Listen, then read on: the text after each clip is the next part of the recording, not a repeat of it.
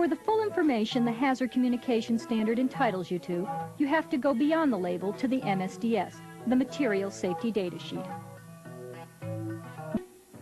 In addition to telling you what can go wrong when you're working with hazardous chemicals, the MSDS also gives you an idea of how to prevent hazards and what to do when things do go wrong. It's not enough to just say, avoid breathing gases or vapors, but that's all a lot of MSDSs have. Instructions for protection, either to prevent exposure or after you've been exposed, have to be specific. A good MSDS in the section called Precautions for Safe Handling and Use will tell you the safest way to handle or store the chemical, what to do if the chemical is released or spilled, and how to dispose of waste material, as well as what kind of emergency respirators to have on hand, and even what to do if an evacuation becomes necessary.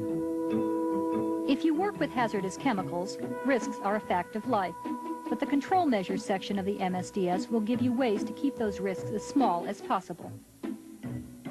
A respirator can help if it's the right kind and you follow OSHA procedures for taking care of it, but many respirators don't provide long-term protection.